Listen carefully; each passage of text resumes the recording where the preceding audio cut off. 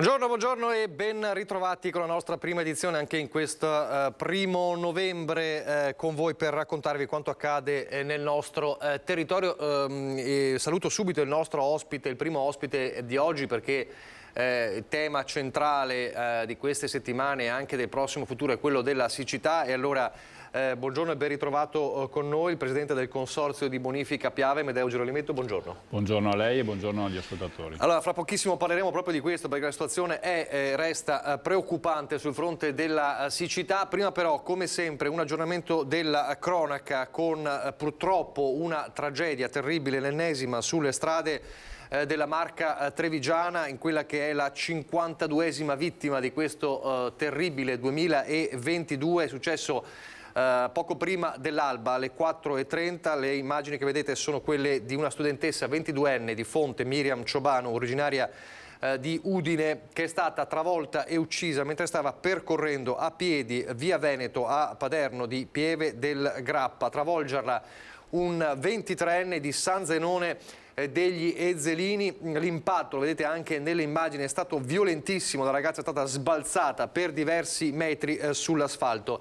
Ancora da ricostruire con esattezza la dinamica della tragedia. Sembra che la ragazza stesse percorrendo la strada, prima sul ciglio della strada e poi al centro della strada, quando è stata appunto travolta dal 23enne che ha tentato di frenare ma l'ha poi travolta. Il giovane è stato accompagnato in stato di shock in ospedale, dove sarà poi sottoposto anche agli accertamenti, è stato sottoposto agli accertamenti del caso. Sul luogo della tragedia le pattuglie dei carabinieri di Pieve del Grappa e di Asolo, che hanno eseguito sul posto i rilievi del caso. Purtroppo, ovviamente, come potete ben immaginare, dato l'impatto, la ragazza è morta sul colpo. Inizialmente non c'era una certezza sulla identità, perché non aveva con sé i documenti, la giovane che è morta in questo tragico incidente stradale, l'ennesimo. Peraltro, alcune ore prima, a 00:20 circa, un altro grave incidente era avvenuto in un'altra zona della Marca, a Francenigo di Gaiarine, dove un automobilista volante di un Opel Corsa ha perso il controllo del suo veicolo e è finito fuori strada. 3 le persone rimaste ferite, fortunatamente non in modo grave. Ovviamente questa sera vi racconteremo nei dettagli di questa terribile tragedia avvenuta, lo dicevamo, alle 4:30 di questa mattina a Paderno di Pieve del Grappa. Allora, veniamo alla siccità. Girolimetto, oggi una giornata finalmente, diciamo, che sembra autunnale, con la nebbia che sta un po' imperversando nella Marca e nel Veneto. Questo però non cambia la situazione. Cosa ci dobbiamo aspettare e qual è la situazione in questo momento, dopo un ottobre che sinceramente io non ho mai visto, non so lei? Beh, la stagione stiamo vivendo una stagione assolutamente anomala e preoccupante. Siamo arrivati da un'estate difficile, complessa, che ci ha visto costretti purtroppo a gestire l'acqua, proprio centellinarla, direi quasi. Ecco. Siamo riusciti a portare a compimento il sistema irriguo. Il territorio nostro, il nostro consorzio, in un modo o nell'altro, è riuscito ad avere l'acqua fino alla fine della stagione, a compimento, diciamo così, delle culture, ma adesso la situazione continua a essere veramente critica. In montagna i laghi continuano a essere vuoti, tanto è vero che anche le grandi centrali idroelettriche funzionano a singhiozzo, e soprattutto anche a livello del nostro territorio i nostri corsi d'acqua sono sostanzialmente vuoti o parzialmente vuoti, tranne pochi corsi sui quali viene convogliata l'acqua che abbiamo a disposizione. Ecco, quindi dopo questo ottobre, peraltro insomma, le previsioni parlano, a quanto si spera, insomma, di un arrivo della pioggia. Quanta pioggia ci vorrebbe per rimettere in sesto la situazione? Allora, bisognerebbe che l'andamento climatico tornasse ad essere quello a cui eravamo abituati. Purtroppo siamo di fronte a una evidente cambiamento climatico e dobbiamo attrezzarci, continuare o meglio ancora a fare quello che stiamo facendo già ormai da un po' di tempo, e cioè pensare che l'acqua non è un bene infinito ma è un bene purtroppo limitato. Con un andamento climatico di questo tipo, dove abbiamo le falde dell'acqua ai minimi storici e dove soprattutto gli invasi continuano a essere vuoti, noi ci stiamo attrezzando di fatto con una progettazione adeguata per trasformare il sistema irriguo da scorrimento a pluvirigo, al fine di utilizzare al meglio l'acqua che abbiamo a disposizione. Stante così la situazione, io ricordo, siamo arrivati all'estate di emergenza siccità dopo un autunno-inverno in cui aveva piovuto poco, ma pochissimo. Potrebbe essere peggio addirittura l'inverno e l'autunno che ci aspettano? Stiamo arrivando al periodo invernale dove normalmente questo era il periodo, diciamo così, delle piogge. Cioè, adesso speriamo che il mese di novembre e nel mese di dicembre si presenti in un modo diverso, perché se non abbiamo soprattutto le nevi in montagna e le piogge sia in pianura che in montagna, evidentemente in questo caso, perché evidentemente piove veramente poco, noi rischiamo veramente di non essere in grado di affrontare la stagione irrigua l'anno prossimo, perché dobbiamo tenere presente che l'irrigazione nel nostro territorio è possibile nella misura in cui noi abbiamo gli invasi di montagna con i livelli almeno al 90%, come siamo riusciti a farlo, a ottenerli l'anno scorso, perché abbiamo iniziato fin dall'inizio dell'anno, in accordo, in collaborazione evidentemente con l'Enel, con ente col quale noi abbiamo un rapporto molto stretto al fine di ottimizzare quella poca acqua che abbiamo. Evidentemente loro la utilizzano per la formazione, la creazione di energia, che poi quest'acqua viene derivata per metterla a disposizione per l'irrigazione. Perciò abbiamo creato un accordo, una collaborazione proprio per ottimizzarne l'utilizzo. Questo ha salvato la stagione, diciamo, la stagione scorsa? Sì, quest'anno se non c'è la neve, ripeto, se non abbiamo neve a disposizione in montagna e pioggia in montagna e in pianura, diventerà veramente un'annata, si prospetta un'annata veramente difficile. Bisognerà vedere giorno dopo giorno cosa succede, cosa si crea, anche perché teniamo presente che noi durante l'estate, per garantire l'irrigazione, normalmente i laghi si svuotano, in termini di volume, diciamo così, si svuotano quasi 3 volte.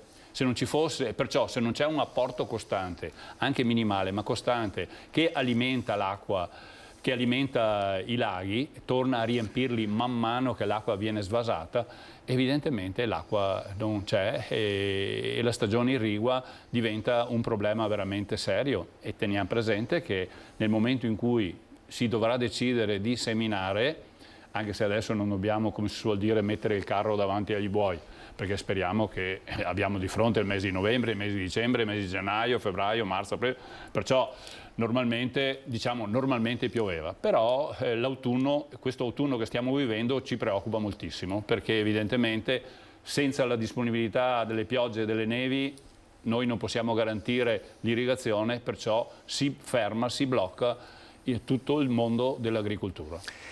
Questo fatto, purtroppo lo diceva anche lei prima della trasmissione, siamo legati inevitabilmente a questo e poco si può fare di diverso, però cosa si può fare per non essere completamente legati a all'andamento climatico che evidentemente è cambiato? C'è qualcosa che si può fare, qualcosa che si può progettare?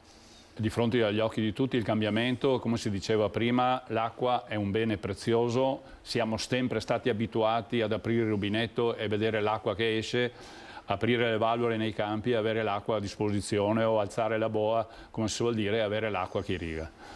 Dobbiamo convincerci che questo non è più una certezza e sulla base di questo come consorzio già da tempo abbiamo iniziato la trasformazione del sistema irriguo, portandolo sempre più a sistemi più efficienti e soprattutto all'utilizzo di minor quantità d'acqua possibile per irrigare la stessa superficie, cioè passare da un sistema di irrigazione a scorrimento a un sistema di irrigazione a goccia o con le manichette o pluvirigo.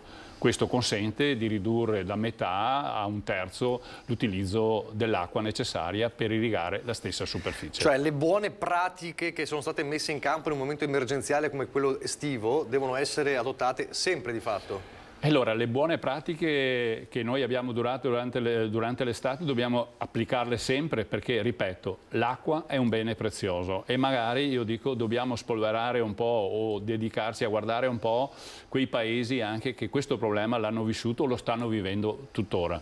Credo che andare a recuperare anche qualche giusto suggerimento o qualche percorso che già è stato fatto da queste realtà, credo che diventerà un obbligo per noi, perché che tra l'altro col nostro ufficio che noi abbiamo già di recente istituito proprio anche con dei ragazzi che si dedicano veramente a seguire tutto un discorso di ottimizzazione e collegati alla progettazione, su questa cosa ci stiamo ragionando seriamente per capire appunto come affrontare il futuro che diventerà sicuramente un futuro avaro di acqua. Tecnicamente, insomma, dal suo punto di vista, insomma, lei ha una grande esperienza del settore. Una situazione del genere l'aveva mai vista, sinceramente? Beh, noi purtroppo, dico purtroppo, non l'abbiamo mai vista. È già accaduto in passato dalle nostre parti o in Italia? Abbiamo avuto ancora qualche stagione, qualche autunno, diciamo così, poco piovoso, ma a questi livelli non l'abbiamo mai visto. Durante l'estate abbiamo avuto degli anni di siccità, abbiamo avuto il 2003, il 2017 più recente anche, con poca precipitazione, ma a questi livelli non l'abbiamo mai visto. Cosa vuol dire questo? Che se prima avevamo un tempo di ritorno di questi eventi così straordinari che erano legati ai 10 anni, 20 anni, adesso sta diventando una normalità il tempo di ritorno ai 5 anni. Di fronte a questi fatti vuol dire che sta diventando un fatto quasi normale e perciò questo preoccupa, ripeto, e questo deve far sì che nel più breve tempo possibile riuscire a fare le trasformazioni e ottimizzare l'acqua che abbiamo a disposizione. Sempre sperando che comunque nevichi in montagna e comunque piova, perché se non ci sono questi eventi la riserva nivale è indispensabile per un'irrigazione in pianura. Perciò vale anche poco quasi a aprire quelle contestazioni e quelle discussioni che di fatto ci sono e sono comprensibili tra la pianura magari e la montagna, perché evidentemente la montagna attorno ai laghi crea anche un interesse economico, commerciale, turistico certo. Che è una cosa importantissima, significativa, ma non dobbiamo neanche dimenticare che gli invasi in montagna sono stati realizzati, sicuramente alcuni, con le risorse dell'agricoltura, per garantire lo sviluppo economico e sociale di un territorio, di un paese che arrivava da una situazione di disastro, di fame e così via. E tutto questo in armonia ha consentito uno sviluppo del territorio e dell'economia. Credo che dobbiamo guardare al futuro con quello spirito, con quell'impostazione, avendo rispetto di tutti e usare l'intelligenza per ottimizzare, ripeto, questo bene che è un bene prezioso e abbiamo capito purtroppo che non è un bene finito. Diceva prima, stiamo aspettando le piogge, sperando che poi non arrivino tutto in un colpo solo, che è un altro fronte, un altro problema. E allora noi sarebbe, come si suol dire, non vorremmo proprio assistere a situazioni di questo tipo, perché sappiamo benissimo che dopo un lungo periodo di siccità magari potrebbe arrivare un lungo periodo bagnato, benissimo se è bagnato, malissimo se arriva invece come una bomba d'acqua, perché quello che è successo nelle Marche con quell'intensità, attenzione, se succede da noi una cosa del genere, io credo che difficilmente siamo in grado di, diciamo così, di affrontarla senza danni o senza problemi, perché quella piovosità, con quella intensità, in quel pochissimo tempo, i corsi d'acqua che noi abbiamo non sono assolutamente sufficienti per trattenere l'acqua e per metterci in sicurezza. Perciò questi eventi così eccezionali fanno veramente paura e, ripeto, periodi così lunghi di siccità magari potrebbero essere proprio il preludio di situazioni così delicate e così difficili, perché il meteo, io non sono un meteorologo e non conosco le dinamiche, però vediamo cosa succede in giro per il mondo. Insomma, in chiusura del suo intervento, c'è la speranza, insomma, che arrivi la pioggia, però deve arrivare, insomma, in modo graduale. Che arrivi in modo Costante. graduale, che cominci a raffreddare lentamente la terra e che non crei grossi problemi e grosse problematiche, perché ripeto, il problema della sicurezza idraulica è un problema grossissimo. Tra l'altro di recente proprio abbiamo iniziato un percorso anche di progettazione e di valutazione proprio di utilizzo anche di tutto il discorso delle cave dismesse, che è un progetto a carattere addirittura nazionale per quel che riguarda la formazione di invasi per riuscire a trattenere l'acqua, perché teniamo presente che quando l'acqua viene noi riusciamo a trattenerle a livello nazionale neanche il 5-10%. Dobbiamo fare in modo invece che quando viene riuscire a trattenerla per poi poterla riutilizzare. Su questo progetto c'è un progetto invasi portato avanti a livello nazionale da parte dell'ANBI e delle organizzazioni sindacali proprio per riuscire anche in questo modo cercare di dare una risposta per soddisfare la necessità dell'acqua quando servirà per l'uso evidentemente irriguo, ma anche per questioni ambientali, perché non dimentichiamo che il nostro territorio, il nostro ambiente che si è creato e formato negli anni grazie all'acqua che corre in superficie, perché le nostre siepi, i nostri boschi, le nostre ville, l'acqua che gira attorno alle città di Treviso e a Castelfranco. Abbiamo visto quest'inverno, quando abbiamo ridotto notevolmente la disponibilità di acqua, cosa è significato poi. I sindaci si lamentano, però queste cose siamo costretti purtroppo a farle, perché se vogliamo garantire l'acqua durante l'estate, ammesso che arrivi, dobbiamo risparmiarla d'inverno. Allora, ultima cosa, cosa dice ai telespettatori, sia cittadini comuni che agricoltori che ci stanno seguendo? Dico che il Consorzio di Bonifica sta cercando di gestire al meglio la questione dell'utilizzo dell'acqua, risparmiandola e sperando di poterla mettere a disposizione quando serve. Evidentemente per fare tutto questo, di fronte a una situazione di difficoltà che stiamo vivendo, sono aumentati notevolmente anche i costi, e questa è la nota dolente, perché noi ci siamo trovati con delle bollette dell'energia elettrica da 2 milioni e 300 circa previste a 6 milioni. Questo mi rivolgo soprattutto al mondo agricolo, ma anche agli urbani, perché evidentemente per quelle condotte che avevano l'acqua in pressione grazie all'energia elettrica saremo costretti a chiedere un'integrazione per sostenere il costo. Teniamo presente che il Consorzio di Bonifica funziona esclusivamente con le risorse dei contribuenti, che cerchiamo di spendere al meglio al fine di garantire anche tutto un ragionamento di sicurezza idraulica sui canali minori che sono di nostra competenza, demaniali naturalmente.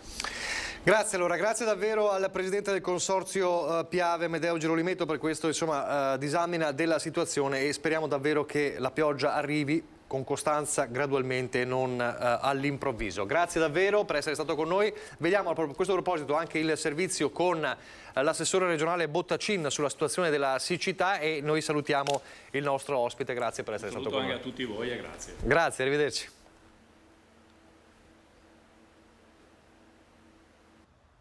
Dopo un leggero miglioramento a settembre, con ottobre la siccità è tornata a far sentire i suoi effetti negativi anche nel Padovano. Tutto ruota attorno alle irrigazioni necessarie per salvare il raccolto, ma senza precipitazioni tutto è difficile. Ecco perché la Regione Veneto ha autorizzato in questi giorni l'assegnazione di carburante agricolo per le aziende che devono effettuare l'irrigazione cosiddetta di soccorso. Nel nostro territorio la situazione è che il mese di settembre si era ripristinato rispetto alla media storica come precipitazioni, ma ottobre è molto di sotto della media, quindi siamo ritornati alla tendenza di giugno, luglio e anche agosto, quindi con precipitazioni molto basse. In provincia di Padova si parla di 180 milioni di euro di danni tra ortaggi, vigneti, frutteti e semine. Crolla la produzione di frutta, riso e frumento e aumentano i costi di produzione legati all'energia. E questo crea ancora problemi per quanto riguarda alcune coltivazioni, quindi il mondo agricolo, crea qualche problema anche per l'approvvigionamento idrico dell'acqua potabile. E poi c'è la tendenza dei cambiamenti climatici. I dati degli ultimi 30 anni non lasciano dubbi. Questo trend dei cambiamenti climatici, dell'incremento della temperatura e quindi della siccità si riproporrà anche in futuro. Noi abbiamo dei dati che ci dicono che negli ultimi 30 anni la temperatura media in Veneto è cresciuta di 1,5 gradi. Intanto negli ultimi anni la Regione si è dotata di un piano per i cambiamenti climatici e di un piano per la riduzione delle emissioni in atmosfera. Il Veneto è stata anche la prima regione d'Italia a creare un piano di risanamento dell'aria. E l'avete sentito prima anche nell'intervento del Presidente del Consorzio di Bonifica Piave, le preoccupazioni sono degli agricoltori. Restando nella Padovano sentiamo proprio l'Alta Padovana e le sue aziende agricole che guardano con apprensione a queste settimane, a questo clima anomalo. La produzione di cereali e gli allevamenti sono tra i comparti in agricoltura che più hanno sofferto quest'anno. Siccità e crisi energetica hanno messo in ginocchio molte aziende. Nell'Alta Padovana si guarda con apprensione alla prossima stagione. C'è un problema notevole di un po' come presumo con le altre aziende, quindi energia, quindi gasolio che è quasi raddoppiato, urea che è triplicata e di conseguenza i prezzi dei cereali che sono diventati inarrivabili per le aziende agricole. Quindi adesso io credo che in questo momento stiamo tutti quanti navigando a vista. Il problema grosso è quello che faremo l'anno prossimo. In questo momento ci sono aziende, degli allevatori che stanno seminando frumento perché non sono in grado di prevedere la produzione di mais l'anno prossimo. Teniamo presente che veniamo da un anno di siccità completa e quindi sarà impossibile sostenere un altro anno di siccità come l'anno scorso. Nonostante la crisi, i produttori cercano di non incidere troppo sui prezzi al consumatore. Mentre sono raddoppiati e triplicati i prezzi, sostanzialmente il latte, se che prima si pagava attorno ai 50-45 centesimi, adesso andiamo attorno ai 70 centesimi, insomma, quindi è il minimo. E i bovini da carne sono un po' aumentati, ma sono aumentati perché veniamo da 10 anni di crisi concreta. Quindi questa cosa non fa molto testo, sono aumentati tantissimo gli stalli dalla Francia e quindi questo qui è un altro problema di costi che ancora vanno su, quindi sostanzialmente noi stiamo in qualche modo, non solo adesso ma da molti anni, gestendo i costi ma non assolutamente non ripartirli nei consumatori. Torniamo per un attimo alla cronaca con la notizia con la quale abbiamo aperto questa prima edizione, per chi si fosse sintonizzato soltanto ora con la nostra prima edizione, la morte di Miriam Ciobanu, 22enne studentessa di Fonte, originaria dell'Udinese, della zona di Tolmezzo, che è stata travolta e uccisa mentre stava percorrendo a piedi via Veneto a Paderno di Pieve del Grappa. È successo alle 4:30 del mattino. A travolgerla un 23enne di San Zenone degli Ezelin, un impatto violentissimo come vedete anche nelle immagini dei carabinieri e dei vigili del fuoco. La ragazza, stando a una prima ricostruzione, dopo aver camminato per un tratto sul ciglio della strada, si sarebbe posizionata al centro della carreggiata dove sarebbe avvenuto l'impatto. Ovviamente è una dinamica ancora tutta da accertare da parte dei carabinieri di Pieve del Grappa e Asolo che sono intervenuti sul posto. Il giovane che l'ha travolta e uccisa sotto shock è stato viene sottoposto in queste ore agli accertamenti del caso, la 52esima vittima della strada nella Marca in questo 2022, davvero terribile. Questo accaduto alle 4:30 di questa mattina a Paderno di Pieve del Grappa. Noi andiamo adesso velocemente, prima di andare in pubblicità, rivediamo invece un altro servizio, l'abbiamo raccontato ieri con Lucio Zanato, è un'altra tragedia ma di tutt'altro tenore, ovviamente una tragedia che è avvenuta a Mantova sul circuito di motocross, la morte del giovane Andrea, il 26enne Andrea Simeon di Sernaglia, che ha perso la vita in quell'incidente nella gara di motocross. C'è un dolore, una comunità ovviamente ancora sconvolta per quanto accaduto. Ha rotto la plastica, non è basta. Una plastica rotta e una vita spezzata. Quella del 26enne Andrea Simeone, ieri poco dopo mezzogiorno sulla pista da cross di Mantova, quando in sella a questa moto dopo un dosso è letteralmente volato contro un albero. Da ieri pomeriggio questa casa a Sernaglia è luogo di dolore immenso ma composto per papà Remo e mamma Susi. Il loro racconto è intenso, ma ci chiedono a telecamere spente. Poi è un susseguirsi di capitoli della vita di Andrea, unico figlio atteso lungamente per 12 anni. Fin dalla tenera età la passione per la moto è nata guardando un papà innamorato che la sostiene come ogni genitore sostiene lo sport del figlio, sapendo che tra l'altro è antidoto alla strada, alla noia e a certe compagnie. Moto ma anche scuola, fino alla laurea l'anno scorso in ingegneria meccatronica e al primo lavoro a Rovereto, dal quale Andrea tornava a casa ogni fine settimana per la moto e per le sue corse. Per questo Papà Remo ci porta nella rimessa, dove con la moto ci sono anche i caschi di Andrea con il suo nome di gara. Qual è sopra la mamma? Domani. Quello scritto dietro. Fuori il camper che ha portato il giovane con un amico già da sabato a Mantova. Per la mamma Susi l'ultima telefonata con la raccomandazione di stare attento è di domenica alle 10, mentre il Papà Remo arriva giusto in tempo per la gara. È un circuito che padre e figlio conoscono molto bene, almeno 2 gare all'anno, e dove Remo è nato una seconda volta. 5 anni fa, al termine di una corsa, il suo cuore si era arrestato e solo il pronto intervento dei medici l'aveva strappato alla morte. Ieri ha rischiato un secondo infarto, quando non ha visto più Andrea e ha intuito il peggio, quando si è mossa l'ambulanza. Ora il giovane corpo è rimasto a Mantova, mentre la moto è tornata a Sernaglia. Nessun difetto all'acceleratore, niente problemi strutturali che comunque interessano poco un papà che ha perso il figlio in una casualità che forse non avrà mai una risposta. Ora rimane un dolore immenso, non solo per la famiglia, ma per quanti conoscevano Andrea e che, come il presidente della sua squadra corse, non riescono a trattenere tra le lacrime. Il ragazzo ormai è da 8 anni che corre con gli altri, adesso ne ha 26 dunque.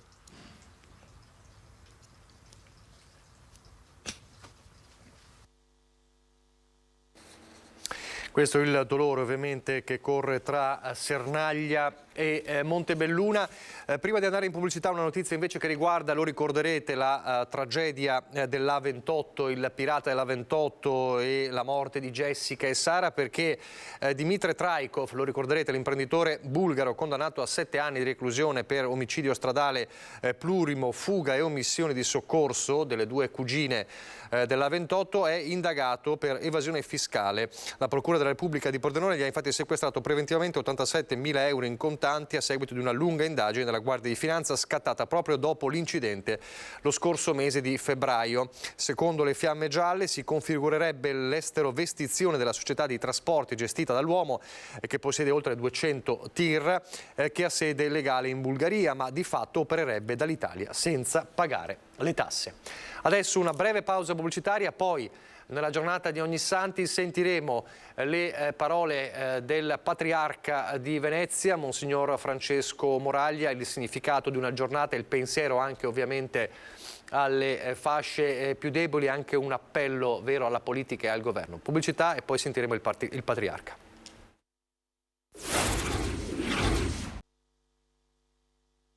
Nel giorno della festa di Ognissanti, il patriarca di Venezia, Monsignor Francesco Moraglia, si rivolge ai veneziani, ma anche ai veneti e ai fedeli delle diocesi del nord-est. Presidente della Conferenza Episcopale Triveneta, il patriarca Francesco parte con un'esortazione forte alla politica e un appello alle responsabilità delle istituzioni, visto le tante famiglie in difficoltà economica per il rincaro dei costi. Poi invece il pensiero del patriarca su questo momento un po' difficile per tante famiglie della nostra città e dell'Italia, chiaramente, tra il caro bollette, i problemi che ci sono.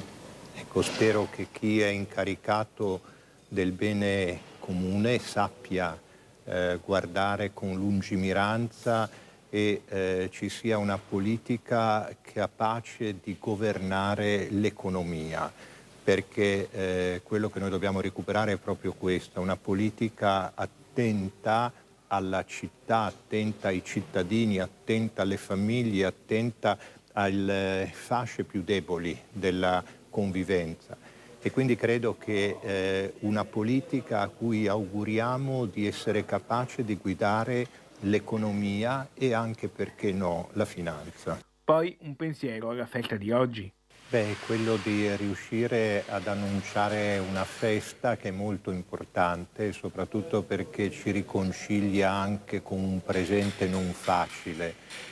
La festa dei Santi ci dice che la vita è una comunione, è un insieme di persone che continuano ad avere rapporti anche dopo il momento drammatico della morte. Di fronte alla morte il cristiano sa benissimo che c'è una vita in pienezza. Ecco, quindi la speranza cristiana credo che sia proprio questa. Vivere bene il momento presente. La festa dei Santi ci ricorda proprio questo, che il momento presente si apre a un futuro di serenità, di fiducia, e quindi questo credo che sia un messaggio che perché a differenza di altre feste che pensano il futuro come qualcosa di lugubre, invece il futuro è qualcosa di sereno e di tranquillizzante. Passando ai temi di stretta attualità, le barriere che proteggono la cattedrale dell'Acqua Alta sono finalmente una realtà visibile. Fra poche settimane potremmo vedere il risultato che attendiamo tutto. Un bene per la nostra basilica, un bene per la nostra città. Rimarco che è un intervento temporaneo, in attesa di un intervento più radicale, però questo intervento temporaneo permette di salvaguardare la Basilica perché non si logori in attesa di questo intervento più ampio che non sappiamo ancora che tempistica avrà. Queste le parole dunque del Patriarca di Venezia, Monsignor Francesco Moraglia, in questa giornata di Ogni Santi, anche la vigilia poi della celebrazione della memoria dei defunti. La seconda parte della nostra prima edizione, come sempre, dedicata alla politica. Saluto e ringrazio i nostri ospiti in studio. Antonella Tocchetto, Partito Democratico, buongiorno. Buongiorno a voi. Fabio Crea, Fratelli d'Italia, buongiorno. Buongiorno a tutti. Voi sapete già che approfitterò di voi anche perché, insomma, per la vostra esperienza in quanto avvocati, per chiedervi bene un po' di cose che sono emerse dal Consiglio dei Ministri ieri. Allora, ripartiamo proprio da questo. Il primo Consiglio dei Ministri operativo, insomma, di Giorgia Meloni, del governo Meloni, che si è concentrato sul Covid, sulla giustizia e poi anche sulla stretta ai rave party. Io ripartirei proprio dal Covid perché, insomma, era un po' anche la situazione più attesa di questi giorni. Come sappiamo c'è stata una soluzione, diciamo, a metà o di compromesso, a seconda di come vogliamo commentarla. Da una parte la fine dell'obbligo vaccinale a partire da oggi, quindi è stata anticipata rispetto al 31 dicembre per i medici cosiddetti Novax o comunque i medici non vaccinati, mentre la proroga sempre al 31 dicembre per le mascherine in ospedale e nelle RSA. Di oggi, di poco fa, in ANSA, la ANAO Assomed e i medici ospedalieri non assegnare i medici e sanitari non vaccinati contro il Covid-19 e reintegrati negli ospedali ai reparti con pazienti fragili maggiormente a rischio. È la richiesta del segretario nazionale dell'ANAO Assomed. Quindi viene commentato così la decisione di ieri del governo, che dice l'ANAO Assomed è stata fatta senza il coinvolgimento delle parti sociali. Quindi chiedono che i medici ospedalieri e i sanitari Novax non vengano però assegnati nei reparti a rischio. Ripartiamo da qui. Fabio Crea, che soluzione è stata quella sul Covid? Chi critica la posizione dice una soluzione contraddittoria. Da una parte si apre i Novax, dall'altra invece si dà ragione al fatto che il Covid è ancora pericoloso. No, direi innanzitutto che è una soluzione coerente con quello che Fratelli d'Italia ha sempre detto sin da quando era all'opposizione e nei 2 anni centrali della pandemia. Non trovo in alcun modo che si possa parlare di contraddittorietà, perché da una parte né tantomeno che si parli di tutela dei Novax, assolutamente. Quello che si vuole tutelare, come dall'opposizione abbiamo sempre detto, è la tutela del diritto non soltanto alla salute ovviamente, ma la tutela al diritto del lavoro. In mancanza di situazioni di studi scientifici che avvalorassero determinate prescrizioni normative adottate dai governi precedenti, che addirittura andavano ad escludere dalla possibilità di lavorare, quindi dello stipendio, quelli che erano i medici non vaccinati. Non è contraddittoria perché? Perché da una parte si ripristina quello che è un sistema di giustizia sociale se riferito a quelli che sono i diritti costituzionali previsti, quali il diritto al lavoro, il diritto alla retribuzione, il diritto all'esercizio della libera professione da parte dei professionisti, dei medici. Dall'altra comunque si cautela, perché quello delle mascherine è una delle prescrizioni, dei presidi più importanti per quanto riguarda oltre al distanziamento che abbiamo visto e ad altre situazioni, una delle prescrizioni più importanti per quanto riguarda la progressione del contagio. Per cui se da una parte c'è opportunamente una prosecuzione di quello che è l'adozione anche all'interno degli ospedali, potrei dire soprattutto all'interno degli ospedali, di quelle che sono delle misure di tutela per la diffusione, contro la diffusione del virus, dall'altra c'è un ripristino di legalità e della tutela dei diritti costituzionali dei sanitari. Cosa dice della richiesta della NAO a Somed? I sanitari Novax e i medici ospedalieri non vaccinati, chiamiamoli così, non vadano nei reparti a rischio? Ma ritengo che sia anche questa discriminatoria e vada in linea con quella che era una politica che noi non abbiamo ritenuto sin dall'inizio di avvallare, proprio perché non supportata da elementi di natura scientifica. Certamente la vaccinazione è stato uno strumento fondamentale a livello mondiale per mettere un perimetro, per evitare che determinate conseguenze fossero portate all'estremo, quindi della letalità, ma in presenza di altre misure che possono comunque contemperare le varie esigenze del diritto alla salute, ovviamente dei pazienti, dei cittadini, dei pazienti più a rischio rispetto ad altre situazioni, quale quello del diritto al lavoro, ritengo che debbano essere non discriminate, quindi ritengo che l'indicazione proveniente dall'associazione sia quantomeno discriminatoria. Tocchetto, peraltro ieri Meloni nel suo discorso, nel suo passaggio ha detto chiaramente basta ideologia sulla gestione del Covid. Lei cosa dice? Allora, io dico che effettivamente lei è molto coerente, come dire, oggi c'era un quotidiano che intitolava Giorgia va veloce. Noi siamo completamente contrari, nel senso che la questione dei vaccini e anche della reintegra dei medici, ma in particolare degli OS, perché sono gli OS il numero più importante di quelli Novax, diciamo, ha due funzioni. La prima, che oggi mi pare in alcuni quotidiani c'è proprio l'appello: siamo senza medici, aprite il numero di coloro che possono accedere alla medicina, circa 605 perché siamo persone disperati. Quindi la reintegrazione di quelli già formati che possono entrare, e da un certo punto di vista la coerenza su Meloni c'è sicuramente, perché rispetto a Speranza, che era molto, come dire, rigido, ma era una rigidità a tutela della salute pubblica, il fatto di multare, a parte che sono state sospese anche le multe, tra l'altro fino a giugno, la questione della multa di chi non si adeguava, di chi non si vaccinava, era una posizione che la Meloni ha sempre avuto, quindi diciamo così, lei è coerente nel suo passaggio. Noi invece siamo stati molto contrari e molto più rigidi, una rigidità che è servita anche a salvare, come dire, molti cittadini, perché io ritengo che, secondo me, ma anche secondo il partito che rappresento, il Partito Democratico, saremmo ancora per l'obbligatorietà, almeno nel settore sanitario, delle mascherine. Vedo che insomma gli appelli oggi ci sono stati tantissimi da parte dei medici, e anche, come dire, una serietà nel fatto che se un medico che conosce bene anche la questione del virus, perché lo studia comunque anche nel corso della sua formazione professionale, sa bene insomma che ci vuole una tutela e bisogna anche essere molto seri, e la vaccinazione serviva per tutelare anche i pazienti che loro stessi visitavano. Dopo posso capire che qualche medico avesse dei dubbi, ma a quel punto allora si astiene dal lavorare, perché era proprio una serietà professionale e anche, come dire, supportata da molti medici, molti studiosi, molti virologhi, che dicevano invece che l'importanza del vaccino e del vaccino da parte del personale medico, soprattutto nel momento in cui frequentava malati, era una cosa che ha salvaguardato il medico e anche il malato e anche, come dire, il personale. Per cui io sono contrarissima a quello che ha deciso, diciamo così, la Meloni, nel senso che vuole un po' aprire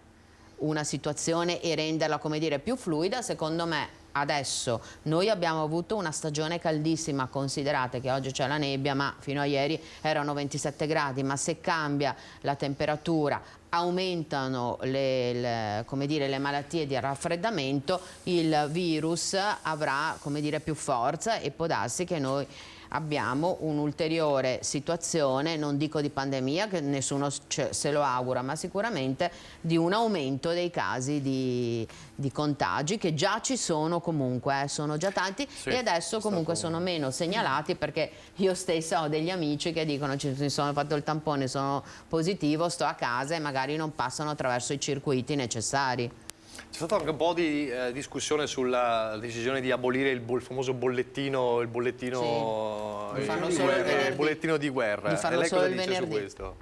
Ma è un modo per alleggerire, non per nascondere o per cancellare quello che è sicuramente un problema per il quale dobbiamo sempre sempre avere un occhio vigile a tutti i livelli, però certamente uscire da quello che era un loop determinato da entrare in un vortice dove per tantissimi mesi, lo ricorderemo in teletrasmissioni, ma anche nelle interlocuzioni normali di natura amicale piuttosto che in ambienti professionali, si parlava sempre solo di Covid, è come dire, un modo per iniziare a rientrare in una situazione di normalità come in altri paesi. Non ci sono altri paesi al mondo dove c'è un bollettino quotidiano o ogni mezza giornata in cui si indicano quelli che sono i contagi. Esistono, occorre che ci sia attenzione, ovviamente l'attenzione deve essere individuata da parte degli organismi di sanità pubblica con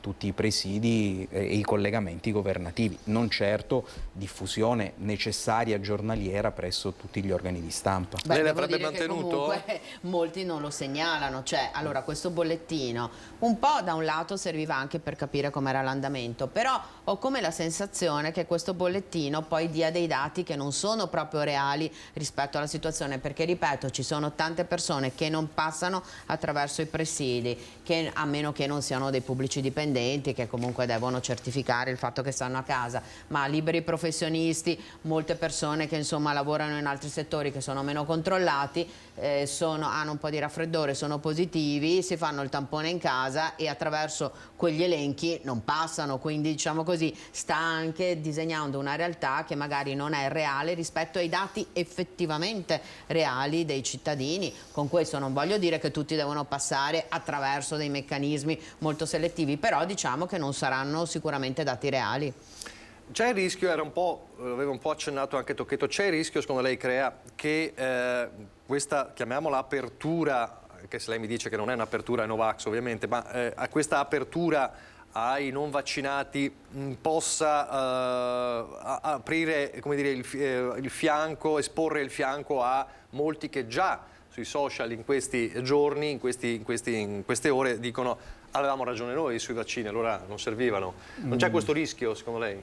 Ma sa, i Novax come coloro che, come dire, ideologicamente sceglievano una determinata strada, per convinzione ideologica o meno sceglievano una determinata strada, comunque diranno o direbbero non cambiano idea certo. A prescindere.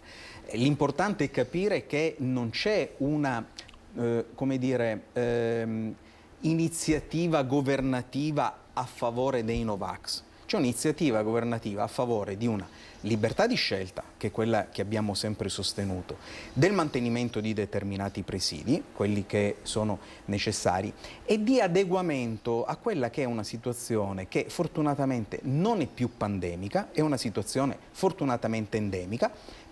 Sono convinto anche personalmente anche in relazione e in conseguenza di una diffusione dei vaccini a livello mondiale, ma c'è la necessità di rientrare in presenza di Novax, in presenza di un eventuale rialzo dei contagi, come diceva, seppur non auspicandolo ovviamente Antonella Tocchetto, un rialzo del Covid, perché fortunatamente oggi, anche grazie alle vaccinazioni, possiamo dire che siamo in una situazione endemica, ma ciò da cui si deve uscire è contrapposizione tra gli ideologi dei vaccini e gli ideologi dei non vaccini, e bisogna uscire da una situazione in cui c'è l'alternatività tra vaccinato e l'esercizio di diritti costituzionali. Ecco, posso solo aggiungere una cosa? Ha detto benissimo Fabio la posizione, diciamo così, del centrodestra, però da il 25 settembre, prima del 25 settembre, anche le televisioni nazionali incentivavano la quarta dose. Adesso la quarta dose è sparita dai radar, cioè non ne parla più nessuno. Questo è il rischio che dicevo io. Quando Burioni l'ha fatta e si è contagiato. Eppure c'è la quarta dose, cioè io non l'ho ancora fatta ma sto pensando di farla, però è proprio sparita dai radar, nessuno ne parla più, quindi è proprio un cambio, come dire, non di regime nel senso non di regime politico, ma è proprio un cambio proprio di passo a tutti i livelli, perché della quarta dose non si sente più, si parla un po' adesso dell'anti-influenzale che lo consigliano alle persone anziane. Allora, non si è parlato solo di Covid ovviamente nel Consiglio dei Ministri, in questo Consiglio dei Ministri c'è stato anche ovviamente la nomina dei sottosegretari e si è parlato anche di rave party e di giustizia. Allora, vorrei entrare con voi proprio nel dettaglio della giustizia e avete anche l'esperienza per poterne parlare. Si è parlato del cosiddetto, si è deciso sul carcere ostativo, sull'ergastolo ostativo nei confronti dei detenuti internati, cioè i detenuti e internati che non collaborano con la giustizia. Si è deciso di mantenere questa situazione, o meglio, adesso lo spiegherà tecnicamente, lo spiegheranno i nostri amici Crea e Tocchetto. Vediamo però prima le parole proprio di Giorgia Meloni ieri su questo argomento, e ha parlato anche del rinvio al 30 dicembre della riforma del processo penale varato da Marta Cartabia. Sentiamo Meloni. Un primo decreto che secondo me è molto importante per i provvedimenti che porta al suo interno. Personalmente per me anche, diciamo, a tratti simbolico, nel senso che voi ricorderete che durante la relazione che ho fatto alle Camere ho ricordato di aver cominciato il mio impegno politico all'indomani della strage di Via D'Amelio, e ricorderete che molto si è discusso in tema di lotta alla criminalità organizzata, tra i grandi obiettivi di questo governo, e io sono contenta, sono fiera del fatto che il primo provvedimento di questo governo contenga una norma, una iniziativa che va esattamente in questo senso. Su proposta del Ministro Nordio, noi abbiamo deciso di intervenire su una materia che ci sta particolarmente a cuore da diverso tempo, che riguarda il tema del carcere ostativo. Voi sapete che insomma, da diversi anni nel nostro ordinamento è prevista una previsione di legge in forza della quale i benefici, diciamo così, carcerari possono essere concessi nel caso di detenuti per reati di mafia solo ed esclusivamente nel caso in cui questi detenuti collaborino con la giustizia. Nel decreto è inserita anche un'altra norma che riguarda il tema della giustizia e che riguarda nello specifico la riforma Cartabia.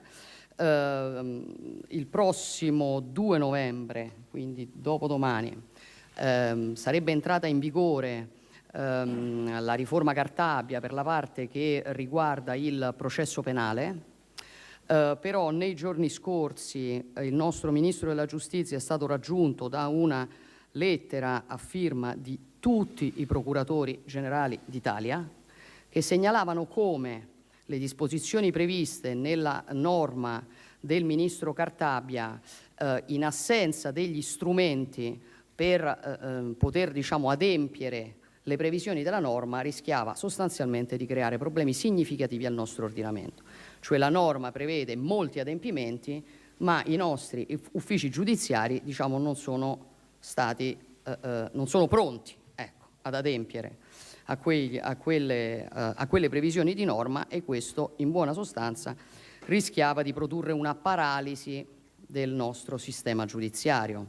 Rischiavamo sia quello che ci segnalano i procuratori generali, e quindi, diciamo, molte difficoltà sul piano del funzionamento del nostro sistema di giustizia, e sia di dare un segnale diametralmente opposto a quello che questo governo vuole dare, e cioè che in Italia non c'è certezza, diciamo, del diritto, e che persone che insomma sono così, insomma, sotto processo per aver commesso dei reati escano anticipatamente. Allora, così Meloni ieri. Crea, partiamo dal carcere ostativo. Riesce a semplificare e a spiegare ai nostri telespettatori qual è l'intervento del governo? Qualche minuto appunto per cercare di rendere più semplice possibile quello che è il percorso. Nell'epoca del terrorismo, quando ci fu la legislazione sui pentiti, fu introdotta una norma importante nell'ordinamento penitenziario che viene da noi operatori del diritto indicata come il 4 bis, l'articolo 4 bis. L'articolo 4 bis dell'ordinamento penitenziario individua nella stesura iniziale o nella valutazione iniziale del legislatore doveva essere previsto per la normativa antimafia e per la normativa antiterrorismo. Poi sono stati inseriti anche degli altri reati, oggi anche reati di corruzione contro la pubblica amministrazione vengono inseriti in un certo qual modo all'interno di una fattispecie di questa natura. Cosa prevede questa norma? Prevede che per tutta una serie di reati, tra cui certamente quelli più mediaticamente importanti sono quelli sulla mafia e sul terrorismo, l'accesso ai benefici penitenziari, tranne la liberazione anticipata, cioè lo sconto di pena nel corso dei vari semestri di detenzione, e quindi la semilibertà, e quindi l'affidamento in prova e altre, possono essere concessi soltanto, dice la norma, in caso di collaborazione con l'autorità giudiziaria.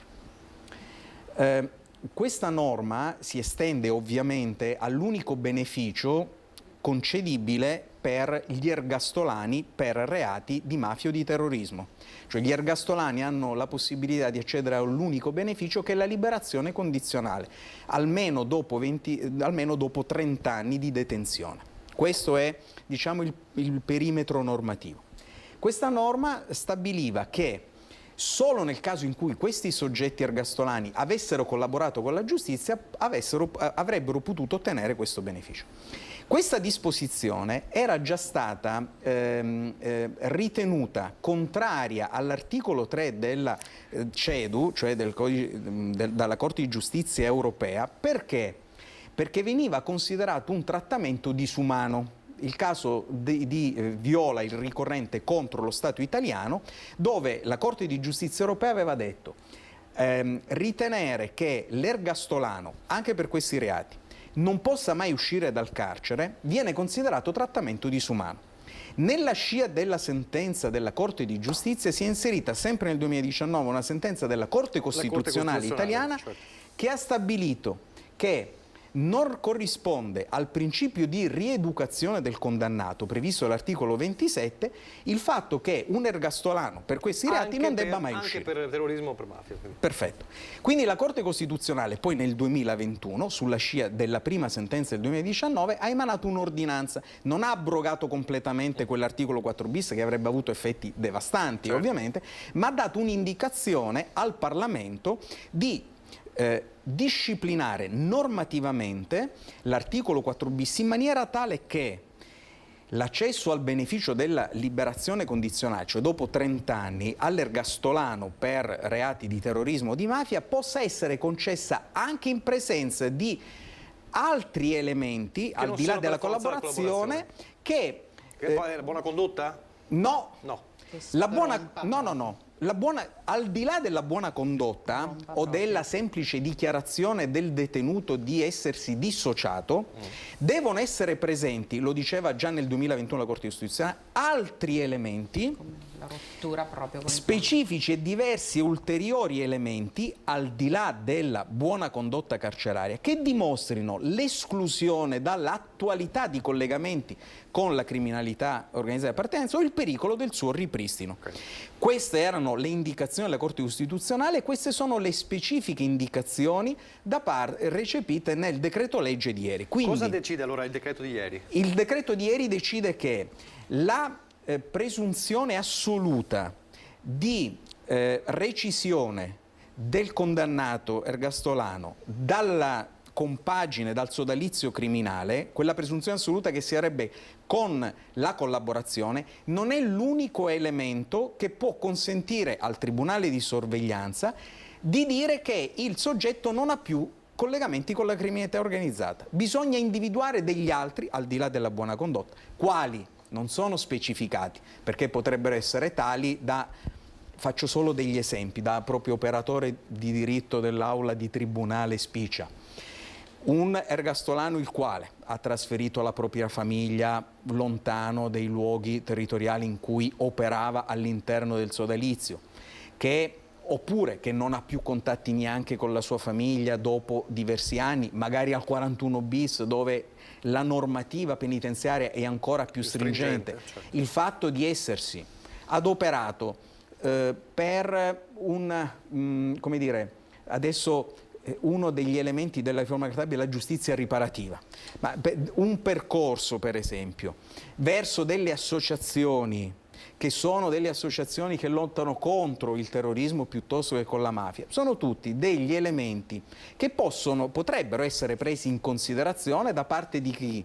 Da parte del Tribunale di sorveglianza, per consentire di affermare che il soggetto non ha collaborato, anche perché c'è un aspetto: la collaborazione può essere fatta ovviamente nel momento in cui c'è l'arresto, nel momento in cui c'è ancora la sentenza, in cui è vivo il rapporto tra colui che è accusato di mafia e il sodalizio. Certo. Ma dopo 20 anni di detenzione è evidente che la collaborazione è impossibile. E non ha neanche più senso. E non ha neanche più senso. Quindi perché impedire il rispetto della norma costituzionale della rieducazione del condannato, se effettivamente costui si è rieducato, nel senso che si è distaccato da qualsiasi propensione di natura criminale, soprattutto se associata ai sodalizi criminali, perché non avendo scelto la collaborazione all'inizio, questo percorso rieducativo non può essere valorizzato. Spero di essere stato nella sintesi abbastanza chiaro. Non ho molto da integrare, nel senso che è stato molto chiaro, e peraltro insomma l'avvocato Crea è un avvocato penalista, a differenza di me che sono una civilista, quindi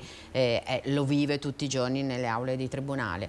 È comunque significativo, secondo me, nel provvedimento, nel pacchetto di ieri, al di là di quello che appunto riguarda il carcere ostativo, anche la questione del rinvio della riforma Cartabia, che è rinviata a dicembre sostanzialmente, perché, e questo io penso che anche Fabio venga con me, cioè noi più o meno dal 2015 è stata accelerata l'informatizzazione all'interno delle aule di tribunale. Adesso noi abbiamo i fascicoli telematici, depositiamo, ma riscontriamo tutti gli operatori di giustizia la difficoltà di questi sistemi che avrebbero dovuto essere molto più celeri. E qualcosa ha aiutato durante la pandemia, significa che alcuni tipi di azioni legali come separazioni consensuali, divorzi consensuali, ormai si fanno solo online senza la presenza dei coniugi e mandando un verbale. Però tutta questa vicenda però non ha fatto in modo che proprio il servizio giuridico degli amministrativi sia totalmente adeguato in tutta Italia. Ecco perché anche la riforma Cartabia ha trovato gli operatori amministrativi in difficoltà, perché gli uffici organizzativi, e questo i procuratori l'hanno denunciato 1000 volte e lo hanno denunciato anche con la lettera che hanno mandato al ministro, non sono in grado di gestirli e di gestire affinché queste trasformazioni e queste nuove riforme siano, come dire, diventino concrete e veloci nei nostri tribunali.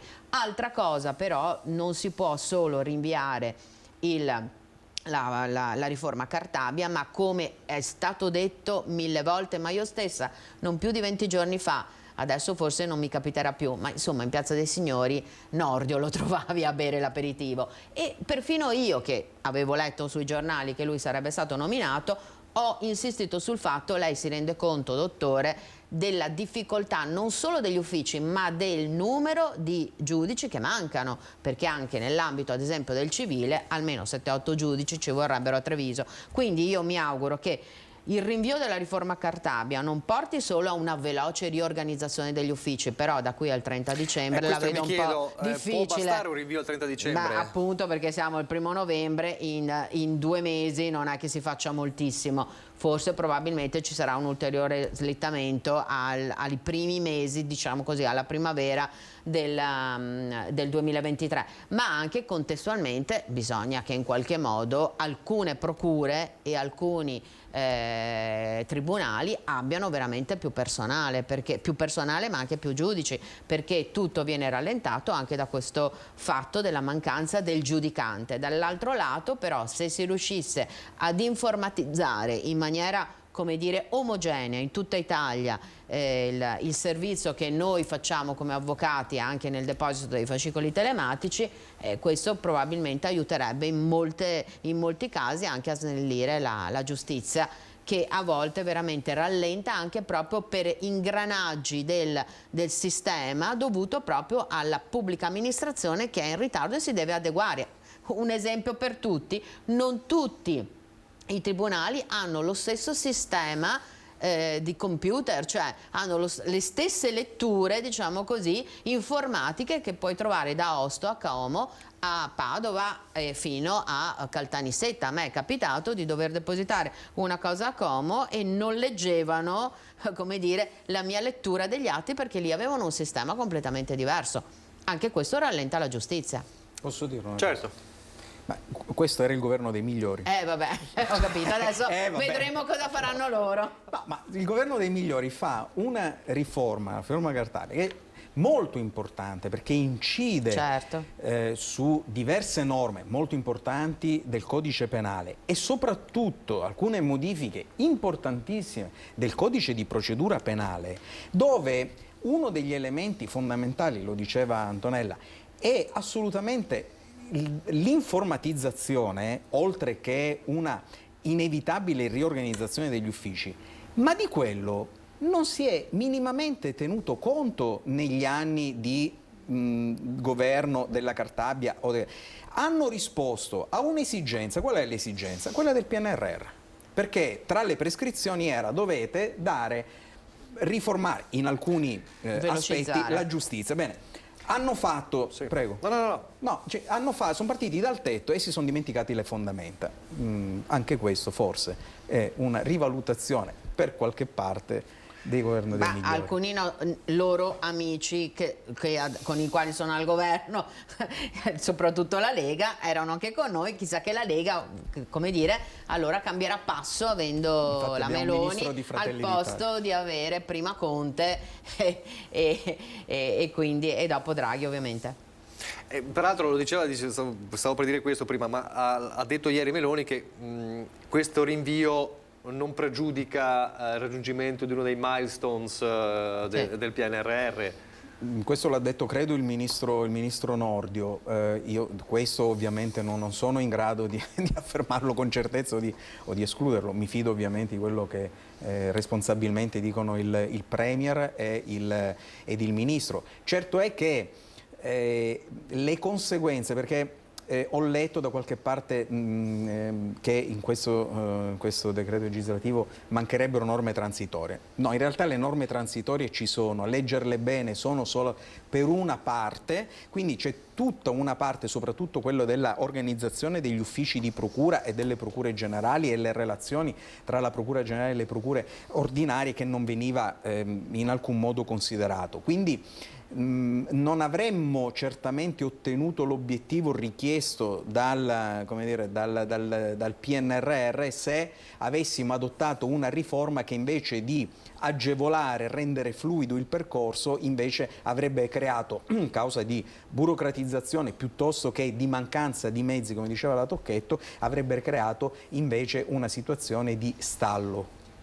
Che c'è anche una riorganizzazione peraltro molto complessa, perché anche il Tribunale dei minori ad esempio adesso avrà un ruolo completamente diverso e forse andrà in via di dismissione, quindi c'è proprio una riorganizzazione complessiva che mi rendo conto di quello che dicono, però non è che si fa in 2 mesi, non si fa neanche in 4 mesi, forse ci vorrà qualche anno, ma bisogna che venga fatta in maniera molto seria, perché il problema della giustizia che entra nel PNRR nasce proprio dal fatto che qui la giustizia è veramente troppo lunga.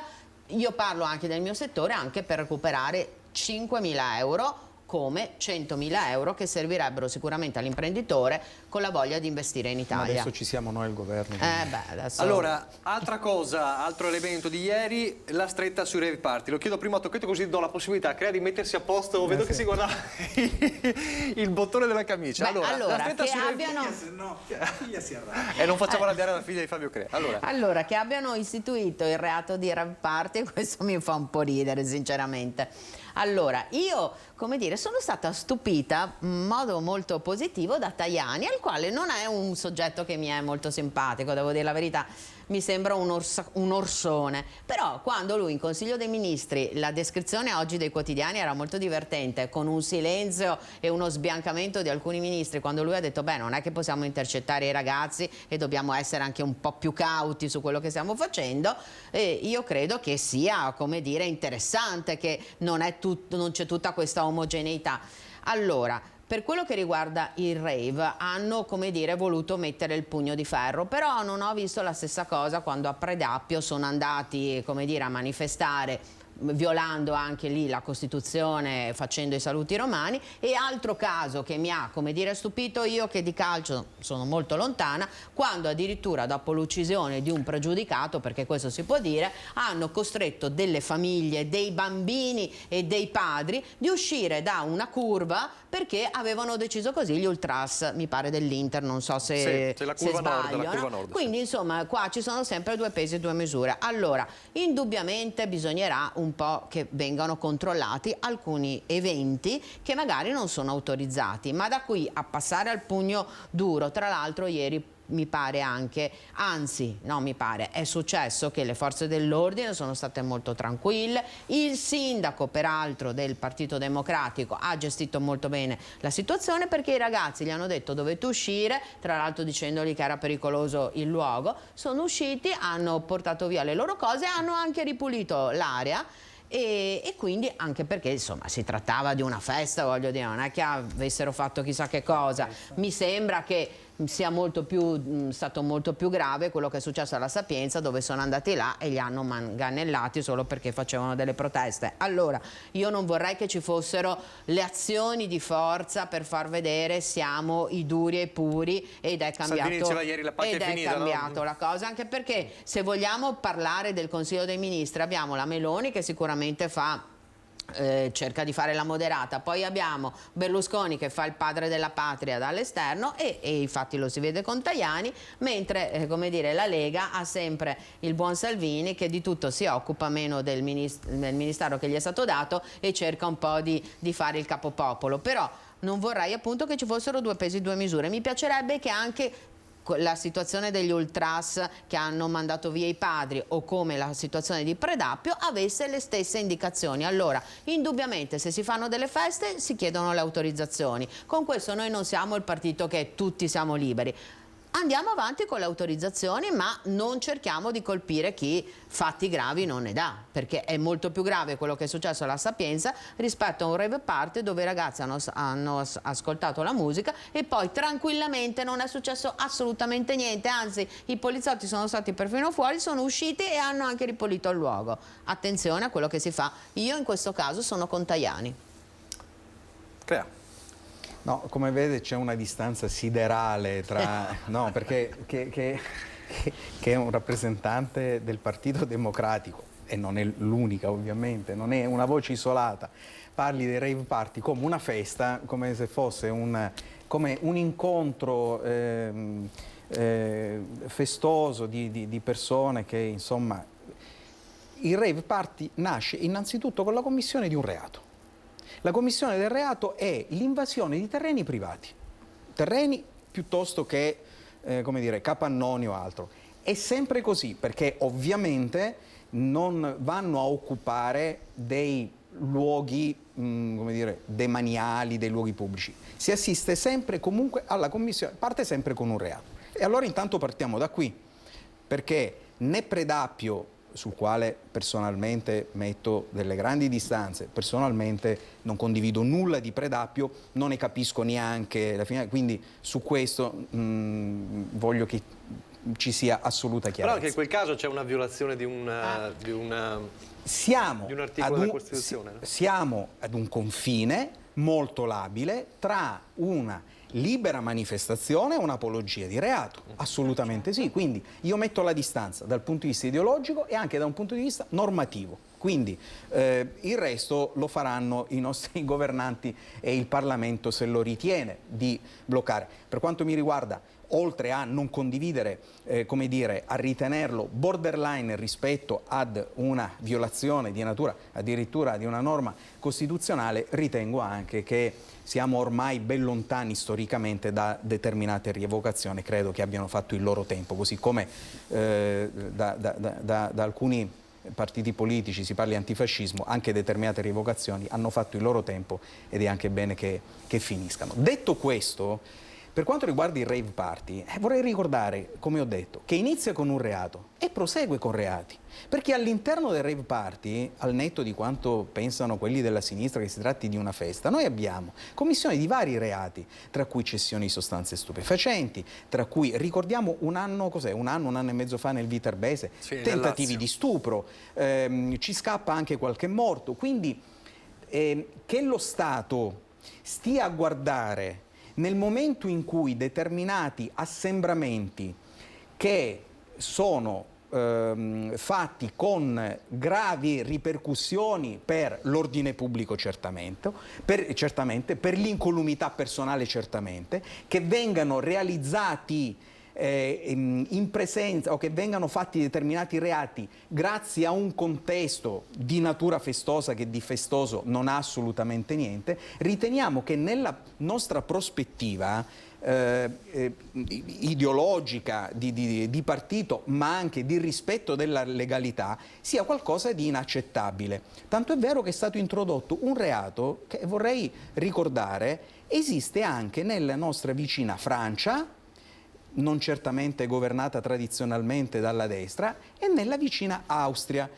Tanto è vero che i festaioli, così li chiama la sinistra, dove vanno a fare i rave party? In Italia, perché in Italia, fin quando c'era il ministro Lamorgese o altri ministri, non si poneva freno e limitazione. Ricordiamo anche che per quanto riguarda questa norma è previsto che ci debba essere ovviamente la denuncia del privato, perché si parla di invasioni di terreni o di capannoni, quindi di luoghi privati, per cui non è che comunque c'è un'azione autonoma da parte delle forze dell'ordine. È per definizione illegale.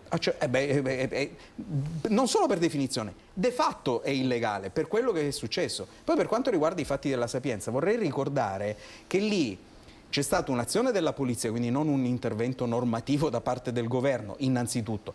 Ma in secondo luogo, quei ragazzi che sono stati malmenati e dove c'è l'uso della violenza non necessaria, certamente deve essere messa al bando. Io non so come è avvenuto l'intervento da parte della polizia, ma vorrei ricordare che erano proprio loro che impedivano la libera manifestazione di pensiero da parte di chi? Da parte degli studenti che la pensavano in maniera diversa. Quindi facciamo i giusti distinguo, mettiamo gli accenti dove vanno messi senza pregiudizi di parte. Allora, è chiarissimo quanto sia difficile normare delle situazioni. Potrei dire che se il rave party viene fatto in un posto dove io do l'autorizzazione perché è il mio capannone, allora va tutto bene.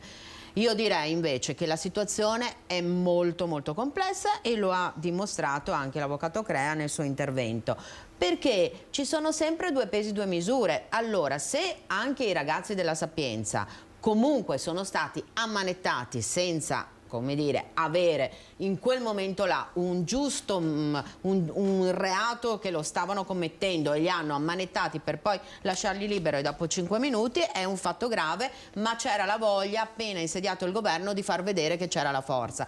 Dall'altro lato però ieri le cose significative sono state che la polizia è arrivata, io ho visto tutti i filmati, tra l'altro filmati che erano anche in tutte le televisioni e in tutti i social.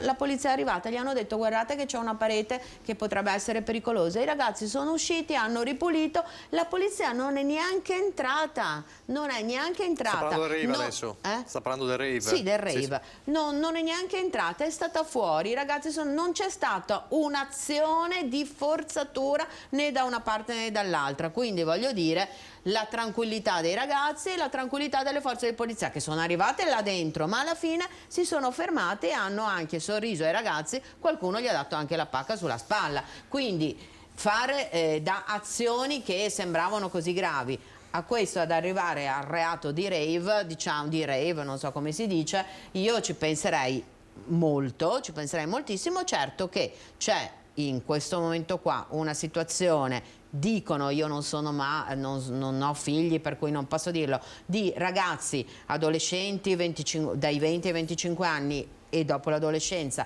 che sono, come dire, stanno subendo questa voglia di voler a tutti i costi divertirsi perché sono stati chiusi 2 anni. Forse in qualche modo bisognerà anche che ci sia più educazione, o come dire anche all'interno o delle famiglie o delle scuole vengano, come dire, incanalati, ma da questo a chiudere qualsiasi tipo di manifestazione o di fare i reati per il rave, credo che sia un'azione di forza che tutto sommato in questo momento qua non serva, e forse il governo si dovrebbe preoccupare di altre azioni di forza che potrebbero venire nei prossimi mesi, quando la gente non riesce più a pagare le bollette. Allora, a proposito di questo, opposizione che ieri ha detto, perché non si è parlato di bollette, per esempio, molti si aspettavano questo anche di bollette. Meloni ha detto venerdì energia, eccetera. Certo. Perché lo spiego io. Ecco. Perché lo ricordo magari ai spettatori o ai lettori o ai rappresentanti dell'opposizione più disattenti.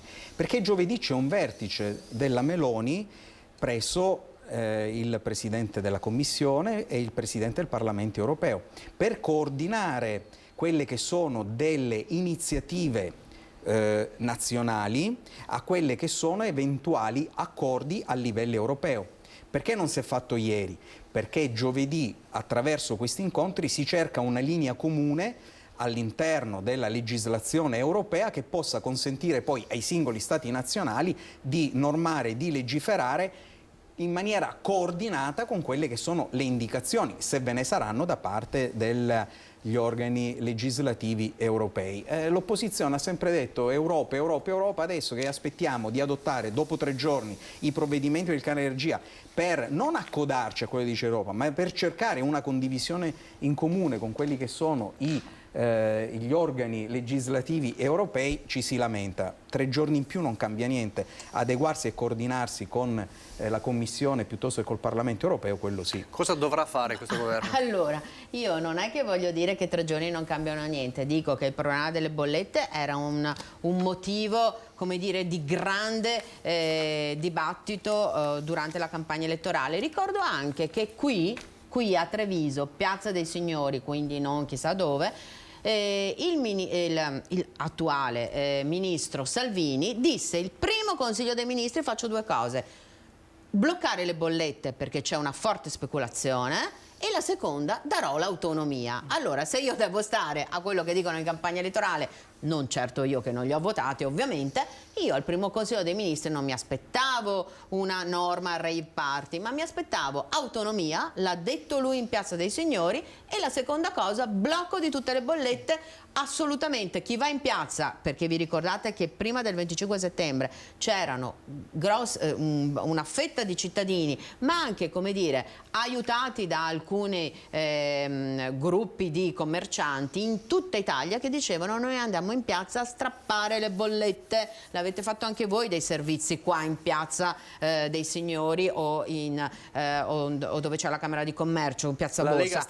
La Lega stessa. Quindi il primo Consiglio dei Ministri io l'ho ascoltato benissimo Salvini, perché passavo di là e lui ha detto: primo Consiglio dei Ministri, questo faccio. Lui, lo so, lui comunque è un ministro importante, quello delle infrastrutture. Quindi al primo Consiglio dei Ministri non è avvenuto ciò che hanno detto in campagna elettorale. Poi saranno i 3 giorni, saranno i 4 giorni. Nel frattempo, da Treviso per venire qua, che sono 13 chilometri, io ho visto 4 pompe di benzina dove la benzina passava da 1.634 a quella qua fuori a 1.734, quindi comunque c'è una bella differenza, e comunque bisogna che ai cittadini noi rispondiamo, perché le speculazioni del caro benzina, del caro luce, del caro gas, che per fortuna in questo momento qua non utilizziamo grazie al caldo, sono tutti i giorni sulle famiglie italiane che sono in difficoltà. Crea.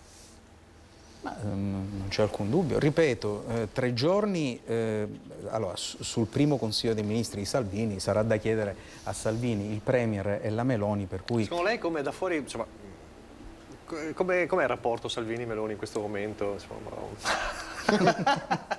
Cambio domanda. Cambiamo non mi sottraggo. Mi pare che prima dell'inizio del primo Consiglio dei Ministri ci sono state delle situazioni magari un po' più... ma è normale, cioè la politica non è matematica, non è che non c'è un 2+2 e soprattutto laddove la compagine di governo della maggioranza individua 3 soggetti politici che ovviamente hanno delle loro aspirazioni e anche delle diversità, perché prima di fare un programma di coalizione ciascuno dei partiti aveva un proprio programma, quindi poi bisogna fare una sintesi. La politica è l'arte della sintesi, che sia la migliore possibile ovviamente. Io credo che quanto detto da Salvini, al primo Consiglio porto l'autonomia e porto il caro bollette, soprattutto sull'autonomia, era ovviamente non tanto una provocazione ma una boutade elettorale, perché ovviamente soprattutto sul tema dell'autonomia ci deve essere un mercoledì peraltro c'è un incontro di Calderoli con i governatori su questo. Sì, ovviamente poi vengono dati dei referati,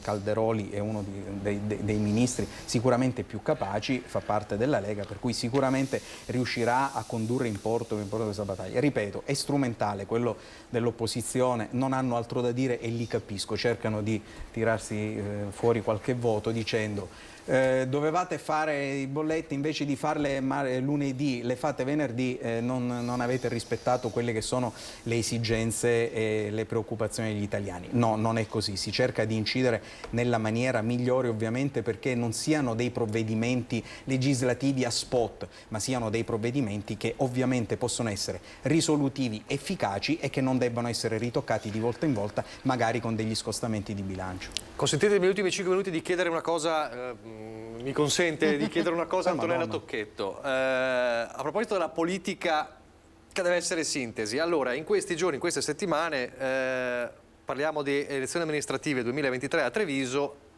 si è parlato di un centro-sinistra che potrebbe confluire in un nome, quello di un imprenditore, Giorgio De Nardi, ovviamente tutto ancora da ufficializzare, ma ci sarebbe questa forte sintesi, a proposito di sintesi, verso questa figura che quindi andrebbe verso quella ipotesi di civico sul modello Padova e Verona. Lei proprio qui da noi, insomma, un mese fa, nemmeno un mese fa, diceva forse la soluzione migliore non è quella del civico, ci vuole qualcuno che conosca bene la città. È chiaro che si è detto anche che le sarebbe piaciuto competere contro Mario Conte, insomma, in questa compagine.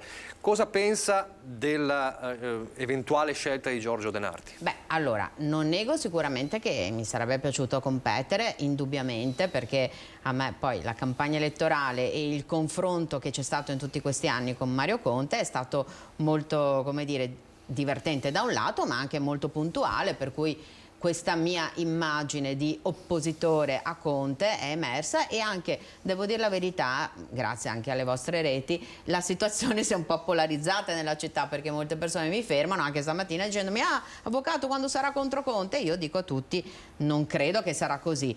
Poi però, perché siccome non sono nata ieri a far politica ma la faccio da tanti anni, dico anche che se bisogna, come dire, essere competitivi, bisogna anche trovare quella sorta di alchimia che possa riunire tutti, e quindi in questo senso qua magari una candidatura di partito come poteva essere la mia, poteva, come dire, o può non trovare l'accordo, ma anche per personalismi, non è detto che sia proprio la politica, per personalismi su un nome di espressione di un partito. Allora, la questione del civico, come dire, è un po' più facile. Io sono anche però, proprio perché vengo dalla vecchia politica, penso anche che bisogna farla su programmi. Noi i programmi nell'ambito del centro-sinistra ce li abbiamo chiari, li abbiamo portati avanti anche in questi 5 anni di Consiglio Comunale e quindi non dobbiamo fare grandi cose. Per quello che riguarda però questo candidato De Nardi, ecco, sono sincerissima, io non lo conosco, non l'ho mai visto, non so veramente chi sia, sono curioso di conoscerlo, credo che nei prossimi giorni ci sarà un confronto. È un nome che è uscito dalla lista civica di Franco Rosi, che è comunque una persona che da tanti anni sta in Consiglio Comunale, credo addirittura dal 1990, quindi voglio dire ha una lunga carriera in Consiglio Comunale e viene da quel mondo civico là.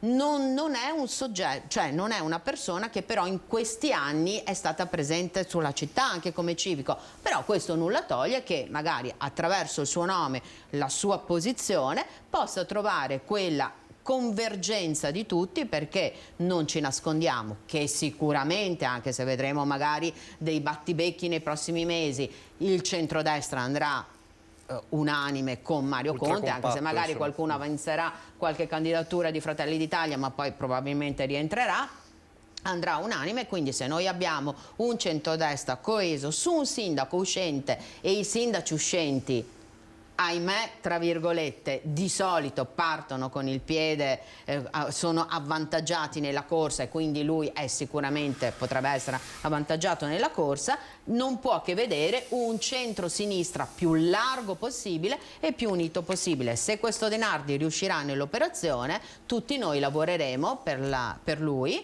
e per riuscire a riprenderci la città di Treviso. Lo dà già per ufficiale la cosa, lei, diciamo? Io non la do per ufficiale perché ovviamente io non so, cioè non lo conosco, non l'ho mai incontrato, e credo che nei prossimi giorni, non mesi ovviamente, nei prossimi giorni ci sarà un passaggio e probabilmente anche lui dovrà sciogliere la riserva, perché da quello che ho capito non ha ancora sciolto la riserva.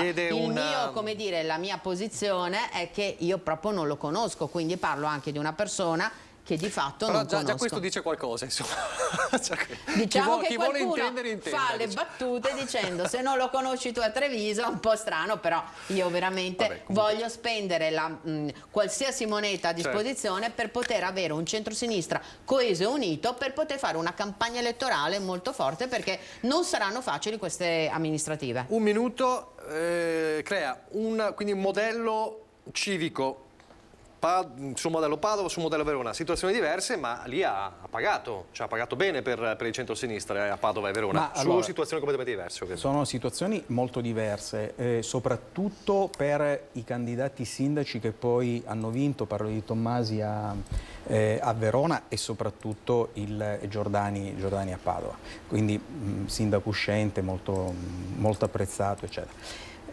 Il tema è: il centrosinistra ha la necessità di coalizzarsi, ha la necessità di essere unito, e lo può fare solamente attraverso un rappresentante civico, perché ovviamente un rappresentante di partito è un elemento che non aiuta la formazione di una coalizione, e lo deve fare perché ovviamente, lo dimostrano i risultati elettorali delle ultime politiche, il centrosinistra, i vari partiti del centrosinistra arrancano molto, quindi questo è il primo tema. Il secondo tema è sufficiente la coalizione unica di centrosinistra, ammesso che nel caso in cui dovesse vincere, poniamo l'assurdo, lo ha dimostrato questo centrosinistra nel seconda tornata elettorale post Manildo, perché diceva bene Antonella Tocchetto, di solito i sindaci dopo il primo mandato rivincono sempre. Il centrosinistra ha dimostrato l'opposto, perché Manildo ha fatto un solo mandato e poi ha perso. Questo anche perché, non soltanto perché evidentemente la città di Treviso aveva voluto fare una prova che è fallita, ma soprattutto perché quella coalizione di centrosinistra che aveva amministrato nei 5 anni del sindaco Manildo era talmente variegata, un po' una rappresentazione comunale di ciò che è stato nei vari governi che ci hanno preceduto, che evidentemente aveva una visione di determinate cose a livello amministrativo talmente scollegata al suo interno che ha pagato dal punto di vista elettorale nel secondo, chiamiamolo, giro di Manildo, tanto è vero che ha perso. Quindi io non mi aspetto che questa coalizione possa contrastare la coalizione di centrodestra, soprattutto perché con l'esperienza del passato è talmente variegata al suo interno che non ci sarà la possibilità di una amministrazione coerente come quella che merita la città di Treviso. Tocchetto, in definitiva deve essere un campo largo, ma un campo largo coerente con se stesso? Allora, abbiamo imparato da quell'esperienza, quindi non faremo gli stessi errori, e sicuramente il campo largo, se riesce, come dire, a trovare una soluzione e il candidato che la rappresenta, io penso che saremo molto competitivi per le prossime amministrative del 2023. Peraltro volevo ricordare che a Verona eravamo divisi, quindi sì, per questo dicevo, anche uno dei fattori di diversità. Va bene, grazie allora, grazie ai nostri ospiti per essere stati con noi, grazie a Antonella Tocchetto, grazie a Fabio Crea, grazie a voi per averci seguito, come sempre dalle 18:30 i nostri telegiornali. Vi lascio anche il meteo, arrivederci.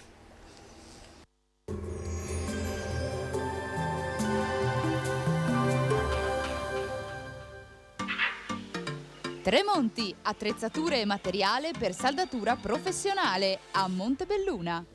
Bentrovati al meteo. L'anticiclone africano comincia lentamente a indebolirsi, giornata ancora stabile e in gran parte soleggiata. Vediamo insieme il dettaglio. Sul Veneto il mese inizia con poche novità rispetto ai giorni scorsi.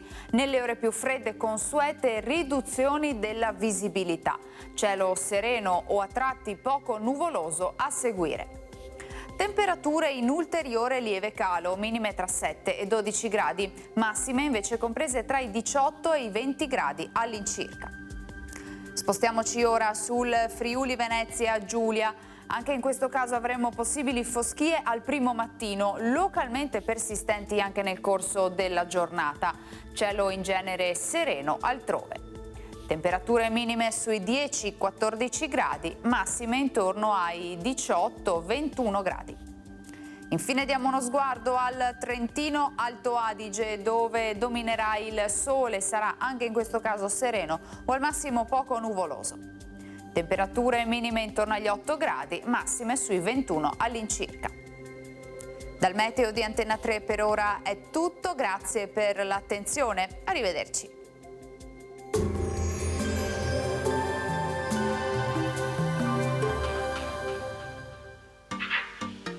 Tremonti, attrezzature e materiale per saldatura professionale a Montebelluna.